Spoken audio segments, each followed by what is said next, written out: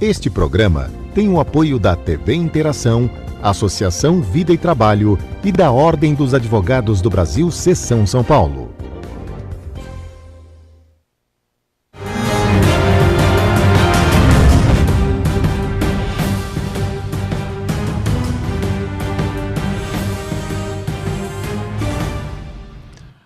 Alô, amigos, bem-vindos ao Gente que Fala. Estamos na TV aberta, canal 9 da NET, canais 8 e 186 da Vivo. Estamos na Rádio Trianon, AM 740 São Paulo. Estamos na Rádio Universal, AM 810 Santos. Estamos no estúdio da TV aberta, transmitindo pela nossa fanpage facebook.com/programa Gente que Fala. Estamos ainda na TV Guarulhos, canal 3 da NET em Guarulhos, 11h30 da noite. Nosso blog, gentequefala.com.br, nossos telefones 38766146-5052-5555. E hoje, mais uma edição Gente do MPD que Fala, parceria do Gente que Fala com o movimento do Ministério Público Democrático, com o apoio do Instituto Ética Saúde e o MPD, hoje representado pelo seu presidente e procurador de Justiça, Dr. Ricardo Prado. Dr. Ricardo Prado, um privilégio tê-lo aqui hoje. Oportunidade é nossa, Zancopé. Gostaria de também agradecer aos nossos convidados presentes hoje aqui, né, e aos senhores ouvintes também o nosso agradecimento pela participação.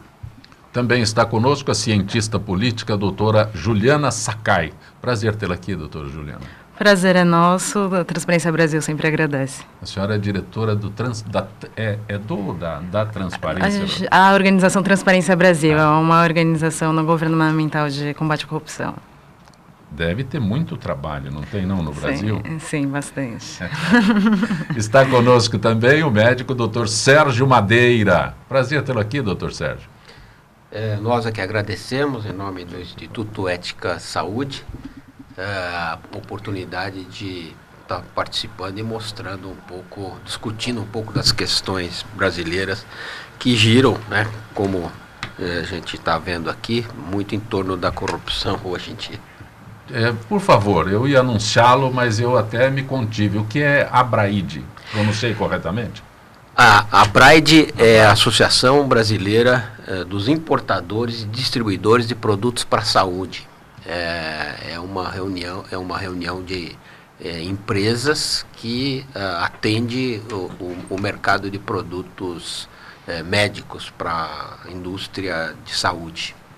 Também está conosco o advogado Dr. Bruno Bandarovski. Prazer tê-lo aqui, Dr. Bruno. O prazer é todo. Fique mais próximo do microfone. O prazer é todo meu, é uma honra estar com vocês. Eu fico muito feliz com o convite do Ministério Público Democrático, o meu amigo Dr. Roberto Liviano. Se o senhor fale mais próximo dele, que ele é insensível. Ok, do Instituto Não Aceito Corrupção e do movimento do Ministério Público Democrático. É um prazer estar ao lado do seu lado, Zancopé, Ricardo Prado, Sérgio Madeira, Juliana Sakai. Será uma conversa muito agradável, sem sombra de dúvidas. Eu não posso perder a oportunidade. O senhor é especialista em compliance. Compliance me parece que é o termo da moda, não é? Nós temos aí hoje em dia qualquer compliance. Eu só preciso que o senhor posicione melhor esse microfone aí, porque ele é insensível. Se o senhor não falar próximo dele, ele não vai ouvi-lo. Mas compliance parece que surge como solução para tudo. Zancopé, é o tema da década, eu diria, né? Então, o compliance, ele surgiu no início do século passado, com a instituição do FDA americano.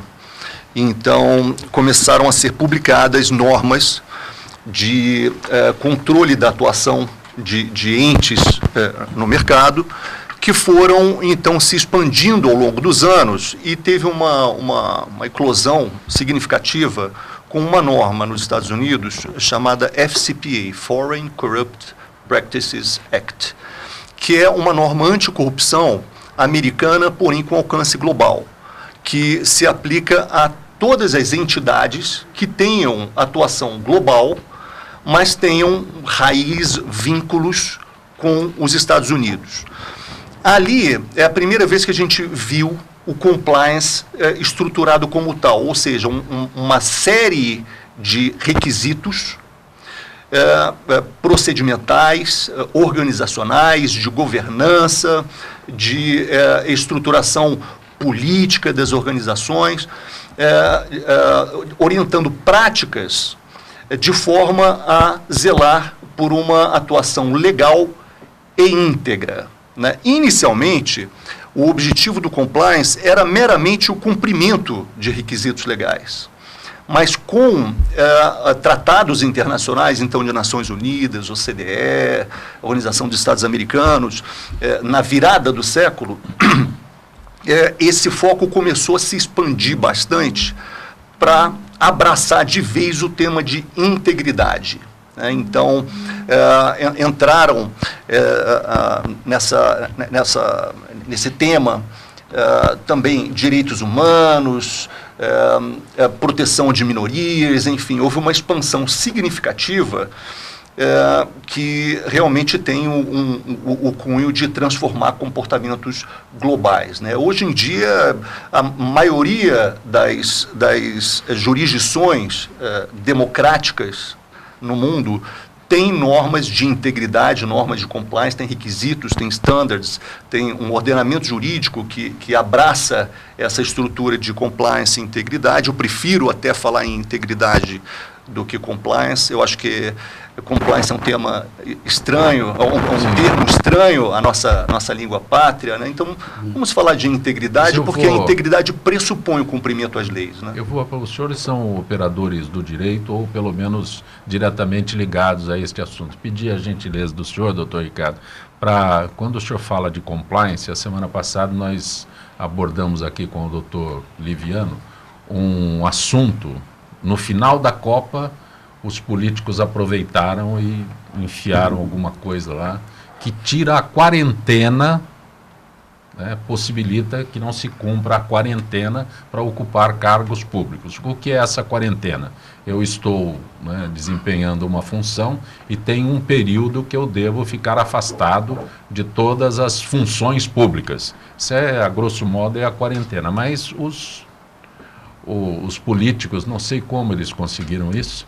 Quando o Brasil foi excluído da Copa, eles incluíram isso nas nossas medidas. E acho que a saúde está sendo afetada diretamente. E a saúde me parece a primeira vítima, né? Contrário do que nós temos, a saúde me parece a primeira vítima exatamente do compliance que nós estamos abordando aqui.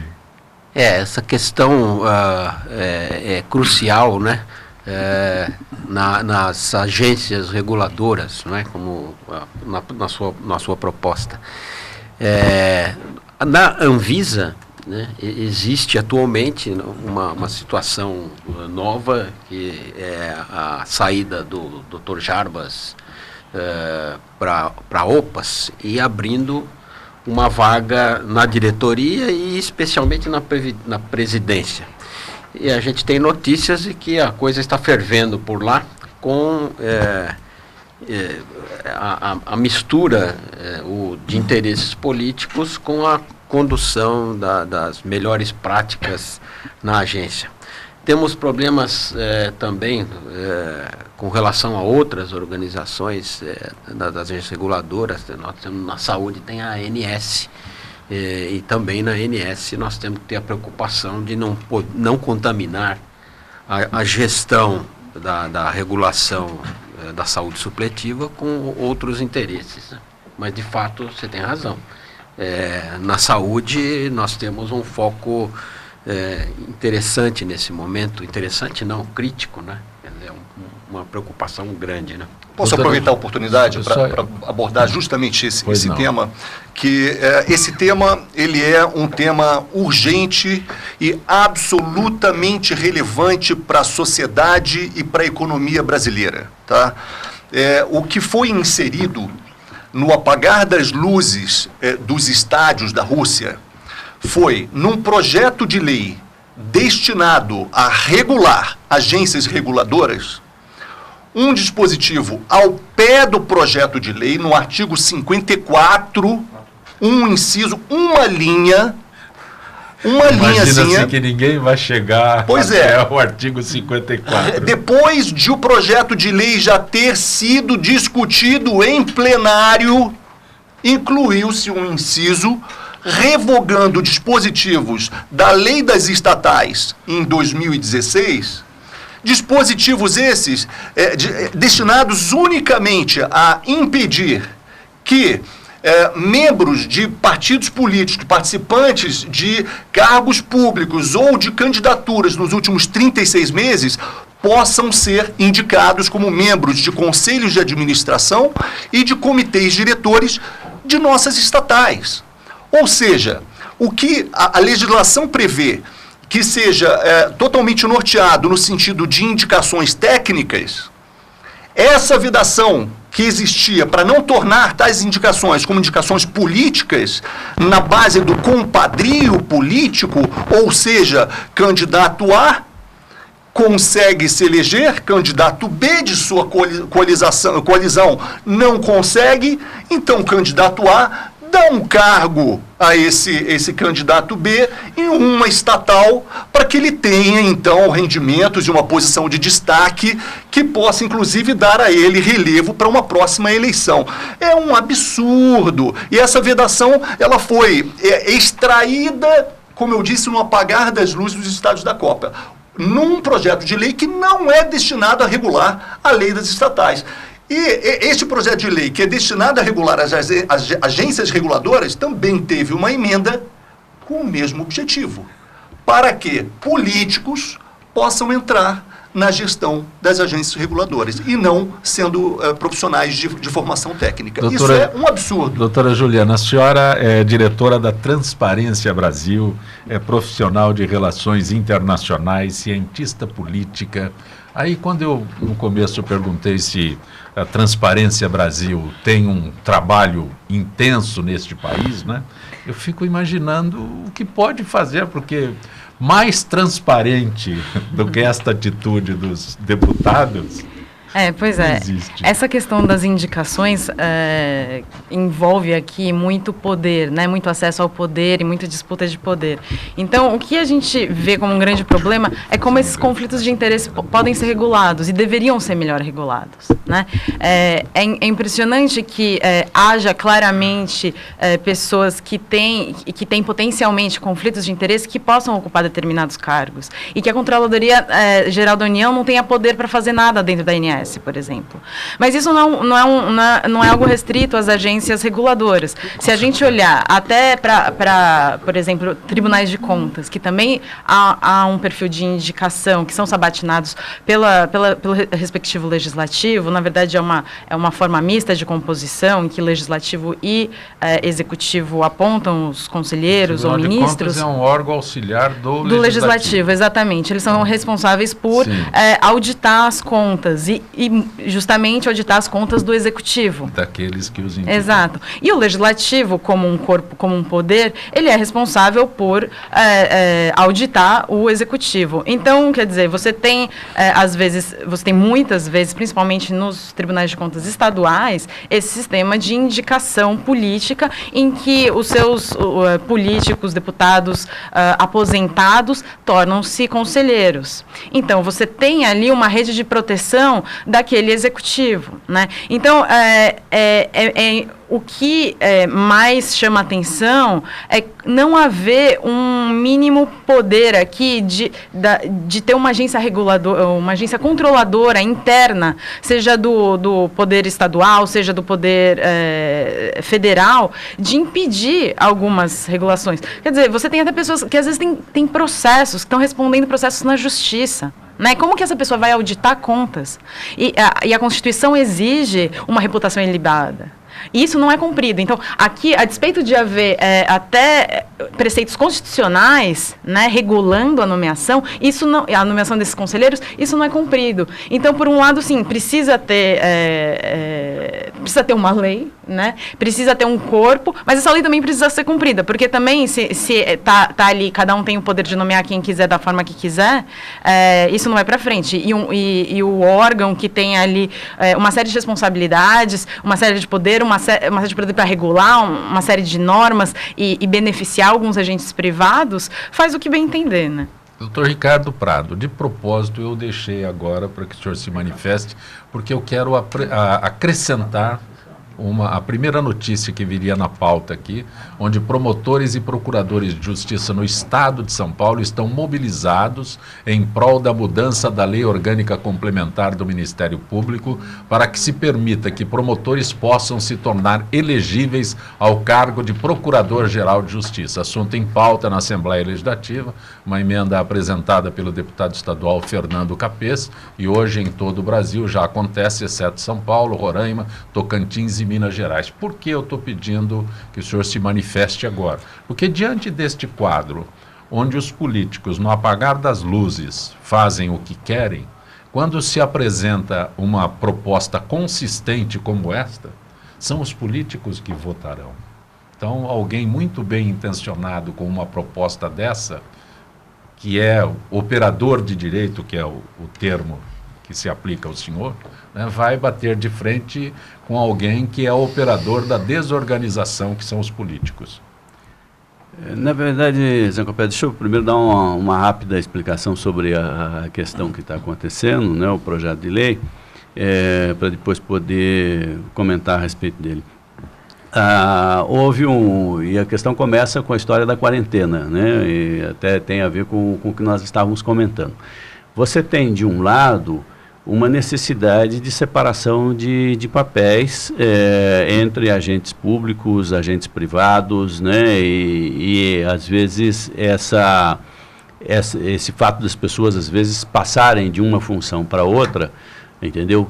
Quando na verdade elas muitas vezes são incompatíveis. Então você tem a quarentena exatamente por conta disso. E você tem algumas, inclusive, para você evitar também a questão do uso do poder público, né? Que às vezes certos cargos permitem a pessoa esse tipo de coisa. Nós temos dentro do Ministério Público também alguns períodos de quarentena para alguns cargos. A coisa já não começa bem porque eles são diferentes conforme o cargo, né? E você precisaria a quarentena é diferente? A quarentena já ela é diferente. Você tem alguns cargos que têm uma quarentena maior e outros que têm quarentena menor, né? Quer dizer, você já teria que ter alguma coisa, de uma certa forma, que unificasse isso de uma forma mais ou menos igual para todo mundo, né? Aí o que aconteceu? O Procurador-Geral mandou um projeto de lei reduzindo algumas quarentenas, na verdade, né? Tinha quarentenas do corregedor, do ouvidor e dos membros da Comissão Processante do Ministério Público. São 3 órgãos internos e que estavam com um período de quarentena longo e isso estava inviabilizando algumas candidaturas, né? Então, com isso, o período era de 2 anos, mas como batia com as outras eleições, ele acabava transformando praticamente em 4 anos quase de quarentena. E aí ele propôs o projeto para reduzir para 1 ano, porque, na verdade, aí eles só disputariam a eleição seguinte. Aproveitando esse projeto, o deputado Fernando Capês apresentou 3 emendas ao projeto do Procurador-Geral, colocando em pauta uma antiga reivindicação da classe, que é a possibilidade de promotor poder ser Procurador-Geral de Justiça. Porque no sistema vigente no Estado de São Paulo, somente os procuradores de justiça, que é o último degrau da carreira, é que podem ser Procurador-Geral. Tá?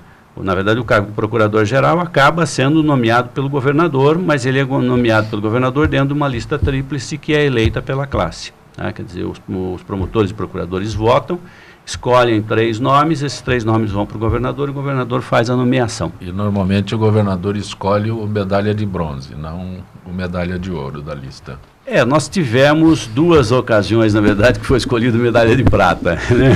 Medalha de bronze ainda não, mas em 2 ocasiões nós tivemos a medalha de prata. E aí o que houve? Houve essa proposta, na verdade, do deputado para que você permita que os promotores possam ser candidatos. Isso, na verdade, procura abrir um pouco mais o leque, porque nas eleições que tenham ocorrido, o número de candidatos tem sido pequeno, quer dizer, a lista você vai formar 3, mas normalmente acabam se apresentando só 3, ou às vezes 2, nós já tivemos uma ocasião, inclusive, da lista ter apenas 2 nomes, o que é muito ruim. E então você abre uma participação maior, que seria, em princípio, mais democrática dentro da instituição. Você teria mais opções e, com isso, a classe teria condição de ser melhor representada. Eu acho que é um tema importante. A democracia, na verdade, precisa de participação, precisa que você permita que o maior número de pessoas, na verdade, participem do processo. Eu acho que a democracia terá muito mais valor para o cidadão a partir do momento em que ele se sentir realmente participante, né? Eu acho que os tempos que nós estamos vivendo mostra isso, né? As pessoas estão podendo participar mais, dar sua opinião mais, entendeu? Influenciar mais o destino das coisas. E é natural que isso, o Ministério Público se dispõe a ser guardião do ordenamento jurídico, defensor da democracia, precisa também ter democracia interna, precisa também aceitar normas que permitam uma maior participação por parte dos seus membros e por parte da sociedade também. Nós estamos trazendo o assunto a público, inclusive, para que a sociedade, enquanto interessada também nisso, porque o trabalho do Ministério Público é voltado para a sociedade, né? Para que esse trabalho seja melhor, é preciso que as pessoas também participem disso, dê sua opinião sobre isso, entendeu? Né? E acrescentem para que a gente possa caminhar para instituições melhores. Né? Nós estamos num momento de crise, né? Nós estamos num momento de revisão de muitos procedimentos, né? Mas é o momento exatamente de você tentar construir um país melhor. Né? Os economistas costumam dizer que os momentos de crise são momentos de oportunidade. Né? É o momento de oportunidade de nós construirmos um país melhor, e o Ministério Público precisa passar por isso também. Doutora Juliana. Essa questão da participação é sem dúvida muito importante. Tem alguns modelos de escolha de procurador-geral, inclusive, que é feito por voto direto. Né? Então, acho que em 43 dos 50 estados nos Estados Unidos, o procurador-geral é escolhido de forma por voto direto. Então, ele realmente é, como se diz, accountable perante a população. Ele tem que prestar contas, ele tem que abrir o seu mandato, ele tem que deixar claro. Eu acho que uma medida nesse sentido seria muito positiva no sentido de aumentar justamente a transparência e o trabalho e da população estar mais perto do que é o MP. Né? Isso é fundamental, tornar essa prestação de contas, a direção do trabalho, qual é a linha do procurador, por que isso e não aquilo, né? Tornar as estatísticas mais acessíveis para que se possa analisar o trabalho, se possa chamar, porque o MP também faz parte do Estado. Então, ele também é pago com impostos e ele também deve reportar ao cidadão o seu trabalho e a sua função e para mostrar o que vem sendo feito. Isso é fundamental numa democracia saudável. Então, eu acho que aumentar a participação e aumentar a proximidade por meio da transparência é sempre bastante importante. Então, aí eu só coloco essa vamos dizer, provocação de por que não a gente não poderia pensar em outras formas de eleição também, né? Em que isso seja ainda mais aguçado. Juliana, sabe que isso que nós estamos conversando me sugere algumas reflexões importantes sobre o regime democrático e mais especificamente o regime democrático brasileiro. Né?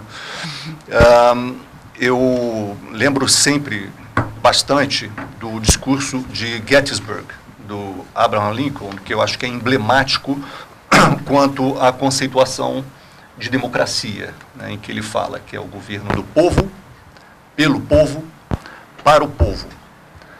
Minha visão é de que a democracia brasileira, ela não é uma democracia madura, nem de longe uma democracia madura, mas pior que isso, é uma democracia capenga.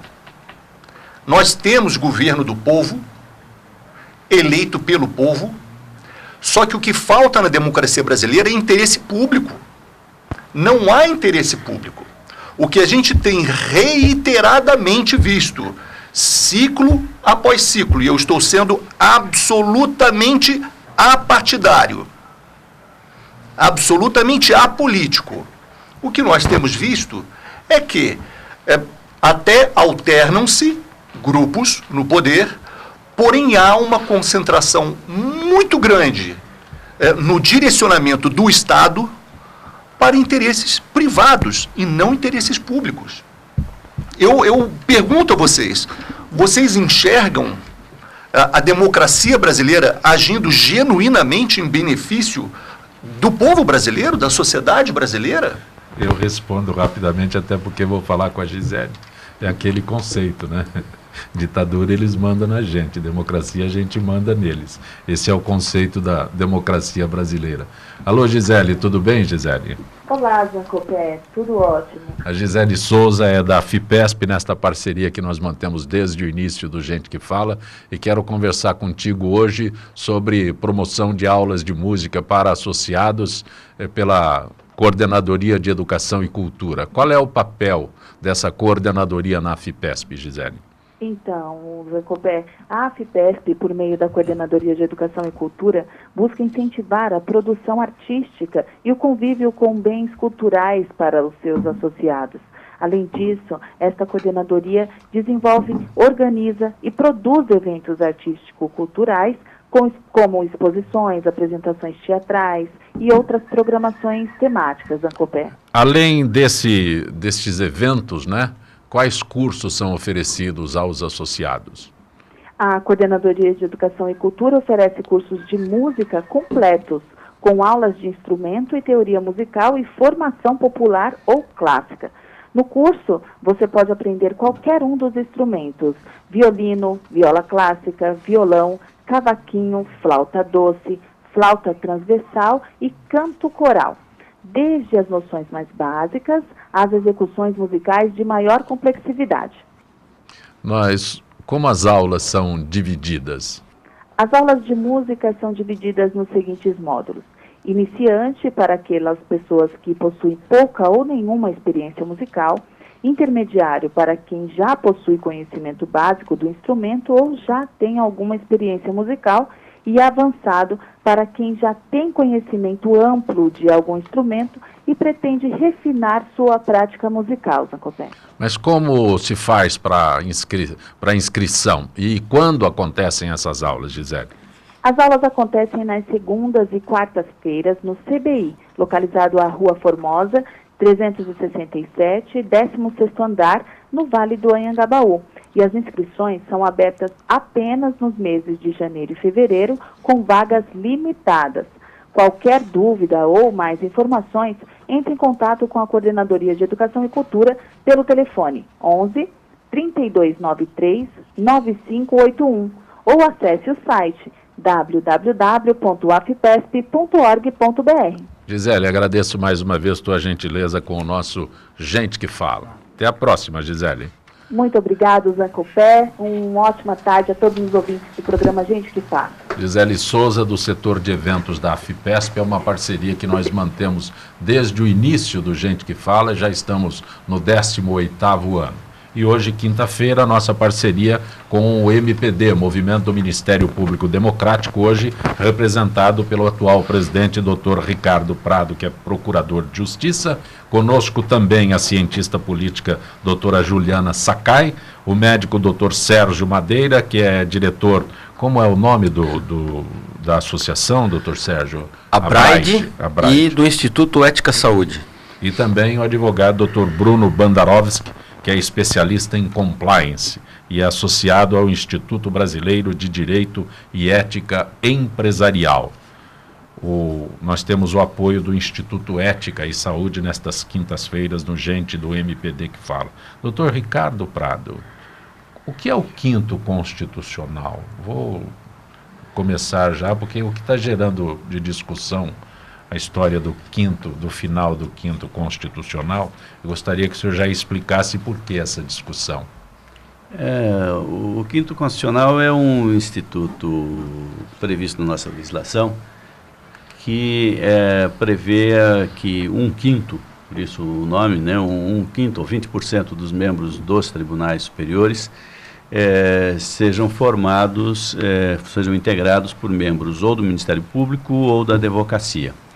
Então, na verdade, para cada 4 juízes que você tem no tribunal, você tem um membro do Ministério Público, né, ou então um advogado.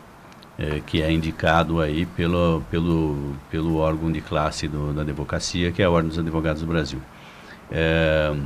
Você tem um processo também que passa aí por várias listas e etc., até que a nomeação final acaba sendo feita pelo chefe do Poder Executivo, né? Começa aí um dos problemas que nós temos, né? Tudo nesse país, na verdade, é nomeado pelo chefe desde o início. Você passa tudo passa por aí, entendeu? Então você acaba dando um poder imperial, na verdade, para quem está na chefia do Executivo, né? Agora, e o que você tem nessa questão do quinto é que você teria visões diferentes, né? O juiz de carreira tem lá a sua postura, o fato de você ter membros do Ministério Público traria uma maneira de enxergar o problema um pouco diferente, e a presença do advogado também, né? O problema é que nós estamos hoje caminhando nos tribunais, inclusive, para julgamentos individuais, o que é muito ruim, né? E essa visão coletiva que o quinto constitucional prega, que o quinto constitucional se fundamenta, ela na prática está ficando muito pouco presente no dia a dia da justiça. Os julgamentos colegiados, a gente ainda vê algum no Supremo, né? E ainda não tem sido as melhores coisas de se assistir nos últimos tempos, né? E os outros decisões são todas individuais, né? Então, você formou o tribunal para que você tivesse decisões coletivas que fossem aplicadas para todo mundo. E, na verdade, você acaba tendo decisões individuais que cada desembargador ou cada ministro decide de acordo com a sua convicção. E aí nós acabamos tendo justiça muito diferente para uns e para outros. Agora com o termo maravilhoso de monocrático, né? Agora... Exato, as decisões monocráticas agora. Mas aí isso seria o papel dos tribunais revisores de unificar as decisões, não? Quer dizer, em que medida o quinto também poderia... A extinção do quinto também conseguiria acabar com essa diferença? É algo que eu me pergunto. Não, eu acho que toda a participação que você puder ter, eu acho, não sou contrário ao quinto, não. Eu acho que ele deixa de ter uma razão de ser. O que eu acho que está ocorrendo é que nós estamos passando por um processo, na verdade, já há muitos anos, né, de massificação da justiça. O volume de processos hoje no judiciário não são mais de milhares ou de dezenas ou de centenas de milhares, são de milhões. O volume de processo no Brasil é um negócio que você não tem, acho que em outro país do mundo, né? Nós abrimos o acesso, né? Nós temos muita faculdade de direito, entendeu? Então as pessoas acham fácil, na verdade, processar, e as pessoas não conversam mais muitas vezes, não tentam resolver o seu problema. Eles provocam o judiciário para você intermediar a solução do problema. Até aí não vejo nada de errado, né? Eu acho que é uma característica da sociedade brasileira. O problema é que isso tem um custo, né? A partir do momento que para resolver um problema que você precisaria de duas pessoas, às vezes, ter um pouco de bom senso e se entender, você começa a ter que ter um advogado, um promotor e mais um juiz, você está envolvendo 5 pessoas para resolver um problema que 2 pessoas um pouco mais maduras talvez pudessem resolver. Algumas vezes não é possível, né? E aí você tem que recorrer a isso mesmo. Mas isso está fazendo com que as decisões colegiadas elas sejam em pequeno número e as decisões individuais pelos juízes, pelos desembargadores, elas sejam em grande número, né? E o ideal era que você tivesse o menor número de decisões, mas as decisões colegiadas prevalecendo sobre as decisões individuais. Isso não está ocorrendo. Agora veja, Ricardo, que interessante. Isso que você está colocando vai ao encontro daquela reflexão que eu trouxe para a mesa agora há pouco, não é? Então, como é que surgiu, como se intensificou, não vou dizer que surgiu, porque a discussão quanto ao quinto a gente já tem há muito tempo, mas no que houve a intensificação da discussão relativamente ao quinto constitucional? Não sei se os senhores se lembram, mas também no apagar das luzes dos estádios da Rússia, num final de semana em que a população estava concentrada em jogos muito importantes para as suas vidas, nós tivemos um desembargador no Rio Grande do Sul que entrou pelo 5º Constitucional, que dizem, por aí eu não sei, eu não chequei, mas dizem que tinha envolvimento partidário de mais de 20 anos. Só 19 anos. Só 19, pois é. 19 não anos. Exagerando. Eu errei. Pois é. E que justamente proferiu uma decisão individual, contrária à decisão colegiada que já havia sido proferida, não somente pelo tribunal no qual ele atua, mas pelo STF, com o objetivo de soltar o ex-presidente Lula, né? de colocar o ex-presidente Lula em liberdade. E isso intensificou a discussão quanto à pertinência do 5º Constitucional. Veja bem, naquela reflexão que eu trazia com relação ao regime democrático brasileiro, não fica evidente que o que falta é interesse público? Não fica evidente que o que a gente tem por parte do político brasileiro é a condução do direcionamento do Estado em benefícios específicos de um certo grupo ou de quem de fato está no poder? Pois é, isso é justamente a doença que eu comentei, a doença do regime democrático. Então, às vezes, quando você tem um doente, o que você faz com um doente? Você tem um doente numa... Doutor, o que a gente faz? A gente tem um doente... Tá na minha seara agora. A gente tem um doente, assim, num estado grave. Terminal? Que tipo de medicamento que a gente tem que dar para ele? É um medicamento que faz com que ele instantaneamente levante da cama e saia saltitante? Ou às vezes você dá um medicamento que fragiliza o estômago, fragiliza algum outro sistema vital, para que ele possa, ao longo de determinado tempo, se recuperar e poder, então, sair saltitante.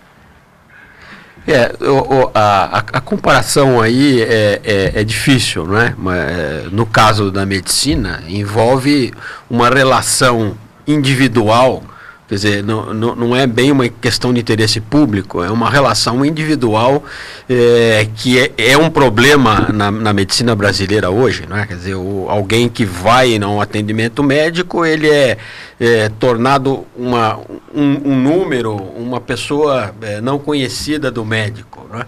Nessa situação que você está propondo, envolve questões de interesse público, não é? Ou pior, né? Quer dizer, de grupos de interesses usando da infraestrutura pública, não é?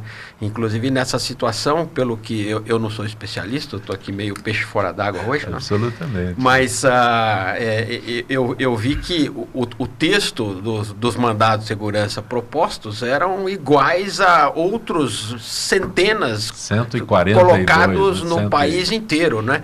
Então é um copia e cola e colocado sem nenhuma objetividade de um sentimento nacional, colocado por um grupo político, fazendo uso das instâncias necessárias para manter a democracia, mas que tornam o sistema frequentemente defeituoso. Aliás, tudo que a gente vê na nossa sociedade hoje, não é? Decorre de sistemas imperfeitos, né? Como o ser humano é imperfeito. Então, Doutora as nossas Juliana, dificuldades são essas. A senhora é cientista política e o fundo partidário, né? Os partidos entregaram documentos ao fundo partidário. Então, o que se nota, né? O fundo eleitoral, eles querem receber esse fundo eleitoral.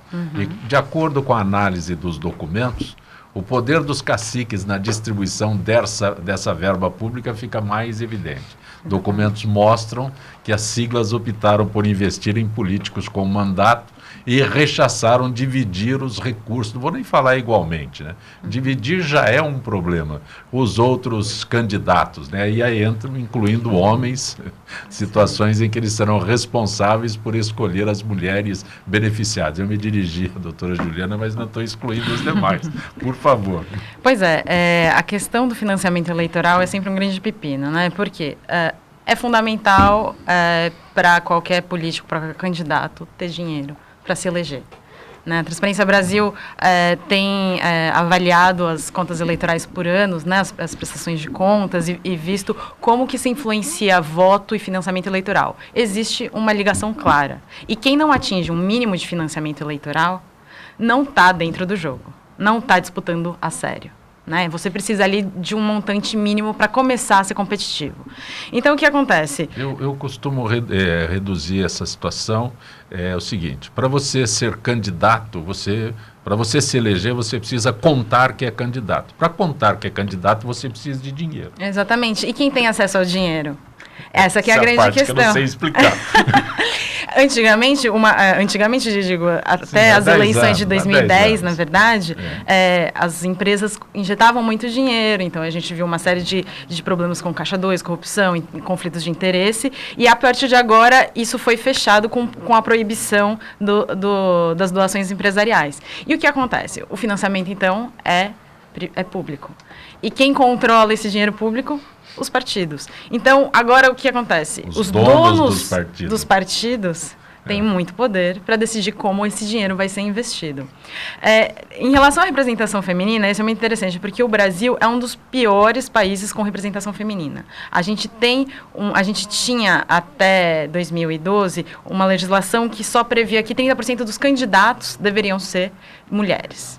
Agora, a gente fechou o mecanismo que inclui que 30% do financiamento eleitoral seja dado às mulheres. Por que isso? Não me adianta ter 30% de mulheres candidatas se elas recebem zero de dinheiro. Agora, pelo menos, a legislação está impondo que 30% do financiamento eleitoral deve ser dado a mulheres. Isso pode garantir um pouco mais de representação feminina na política e com eleições viáveis. Mas é aquilo, de qualquer forma, o poderio ali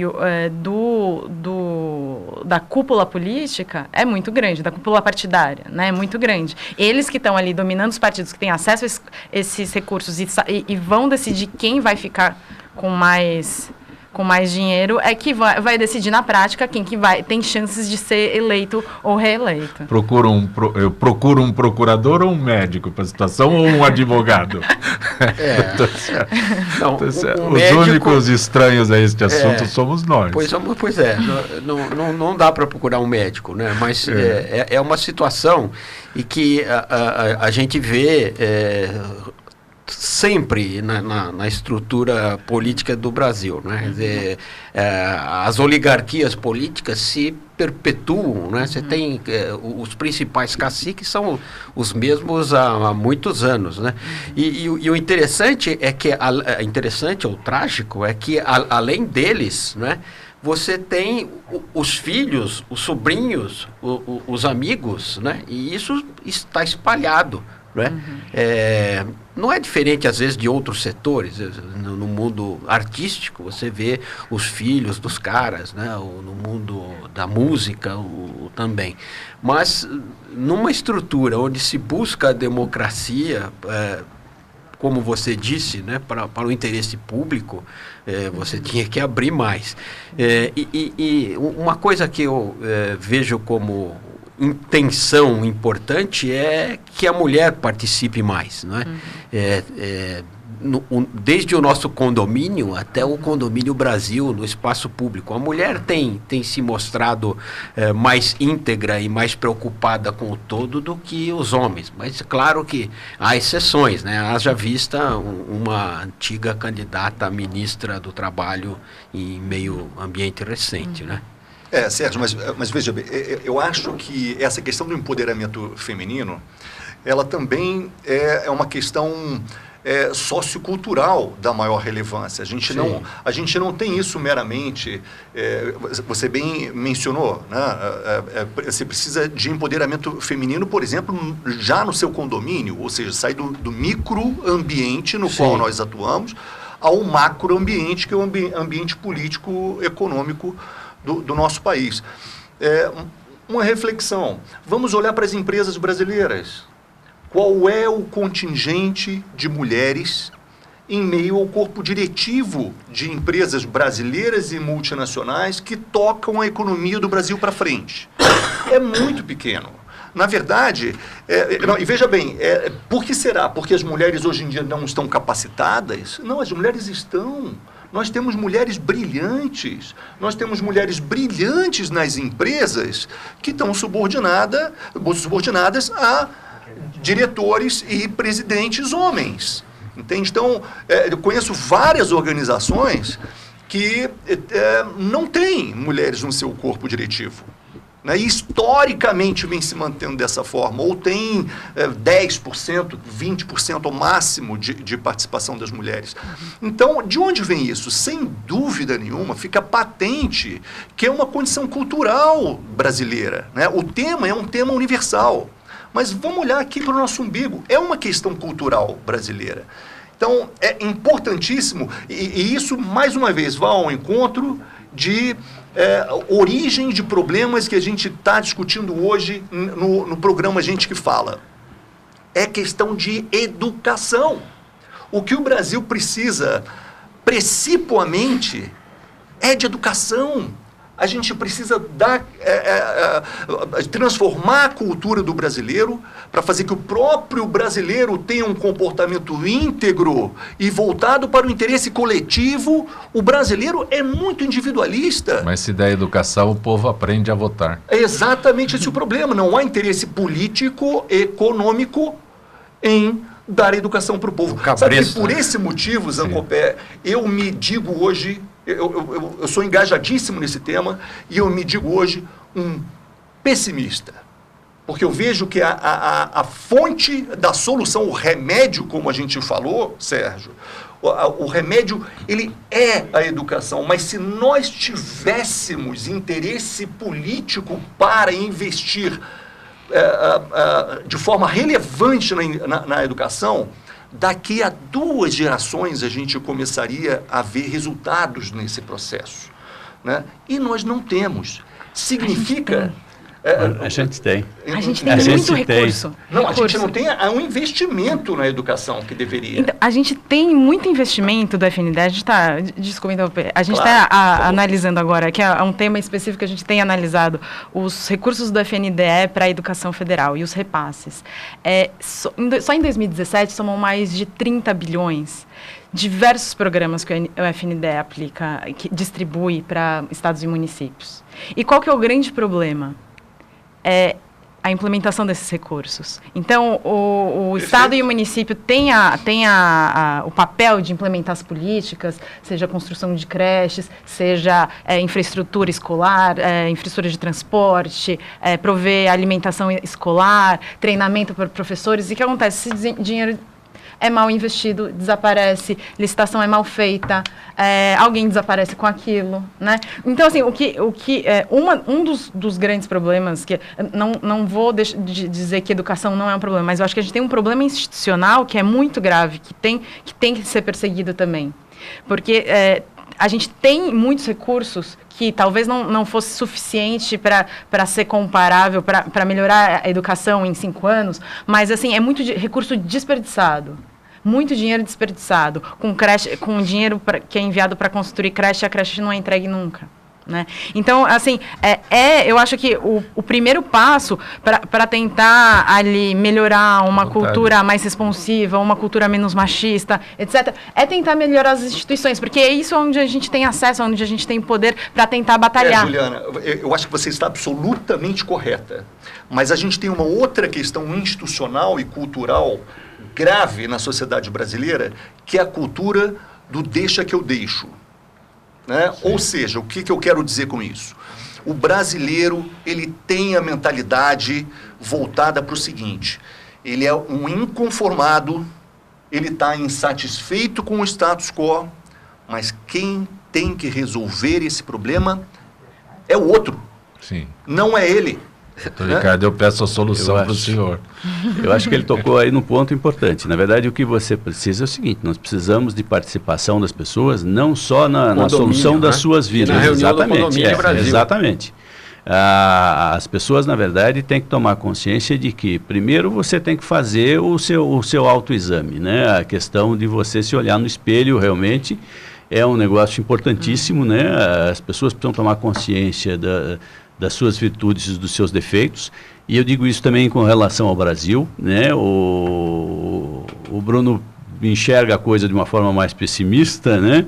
Mas eu enxergo o outro lado mais otimista da coisa. Na verdade, eu acho que você tem avanços muito significativos, você tem virtudes muito grandes, na verdade, dentro do país, né? Você tem uma população que levanta todo dia para ir trabalhar, para cumprir suas obrigações, entendeu? Luta com as suas dificuldades, entendeu? Né? Você tem ônibus, entendeu, de empresas numa associação particular e pública que funcionam, que levam as pessoas para trabalhar. Você tem postos de saúde que são pagos, sim, com recursos públicos dos impostos, entendeu? E que atendem a população, não da maneira que a gente gostaria, não há a menor sombra de dúvida, mas que já dão pelo menos um primeiro atendimento, né? Para alguns casos consegue se resolver. Você tem escolas também que hoje estão abrindo, a iniciativa privada abriu muito esses últimos anos, quer dizer, há um movimento nesse sentido, né? E você tem uma concorrência aí por parte do Estado e por parte da iniciativa privada que eu vejo de uma forma extremamente salutar, né? Você vê às vezes um discurso dizendo não, você precisa enxugar as empresas públicas, entendeu? E privatizar tudo. E você vê de outro lado outro grupo pregando exatamente o contrário. Não, o Estado é que tem que assumir. Eu acho que a concorrência entre os dois setores é extremamente importante, né? Porque a iniciativa privada não vai em alguns lugares, entendeu? Seja às vezes pela grandiosidade do problema, né? Seja pela baixa rentabilidade, às vezes, de certos investimentos que só o setor público consegue fazer. Então, é preciso, na verdade, que a gente melhore tanto a parte pública como a parte privada. E são dois vetores, né? É integridade, e isso as pessoas precisam cobrar não só do outro, mas cobrar de si próprias, né? Nós temos que cobrar de nós mesmos, né? Das nossas famílias, dos nossos amigos, né? Para que a gente possa cobrar do outro. E a outra questão é competência, né? Que foi uma questão que tem sido largada, né? Que nós tivemos, infelizmente, um exemplo difícil para o país, que é a história das pessoas que conseguem chegar no topo sem, às vezes, ter passado pelas posições intermediárias. Né? Quer dizer, é a história de você achar que você vai se dar bem na vida ganhando na loteria. Ainda fazem disso um exemplo, quer dizer, uma situação de exceção, né? Transformam esse exemplo como se fosse a regra, querer que fosse a regra. É uma situação de exceção e não é para o povo brasileiro ter 200 milhões de na verdade, cópias desse negócio. Você tem a escola, não é só a escola formal. A escola da vida, ela ensina muita coisa, né? A escola formal, na verdade, pro bem e pro mal, né? Pro bem e pro mal. As duas, né? Ensinam pro bem e pro mal, né? Você tem experiências positivas e negativas também, até dentro da escola.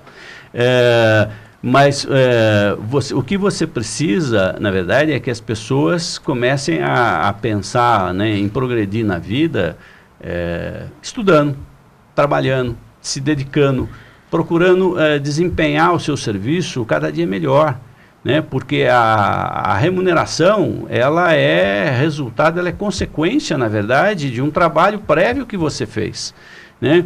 Ela não é consequência de um estalar de dedos. Né? Quer dizer, o brasileiro sonha muito com a história da loteria. Tudo bem, você pode ter um sonho, mas você não pode depender disso. É sair da zona de conforto. É isso que a gente está falando. E, de fato, o que eu enxergo é que a gente precisa... Eu não quero ter um discurso revolucionário aqui, pelo amor de Deus, não é esse o objetivo. Até porque não temos mais tempo. Opa! Mas, então, o que nós precisamos é de mobilização. E é isso que eu busco no máximo de frentes que eu posso, e é por isso que eu estou aqui hoje. A gente precisa entender que a gente precisa dos atos mais insignificantes aos mais relevantes, procurar objetivar o bem comum. Exato. E Juliana. Posso usar um gancho disso, de mobilização? Porque para a gente é fundamental. A Transparência Brasil tem, por exemplo, programas para usar no bom sentido, à disposição de cidadãos que querem participar da política. A gente tem um aplicativo que chama Tá de Pé, que cidadãos podem baixar no celular, em qualquer smartphone, e ver se perto da sua casa ou do local onde você está, tem uma obra em construção. e você pode ir até lá, tirar uma foto, mandar pra gente, a gente vê como que tá o andamento dessa aula. Como é que é o nome? Tá de pé.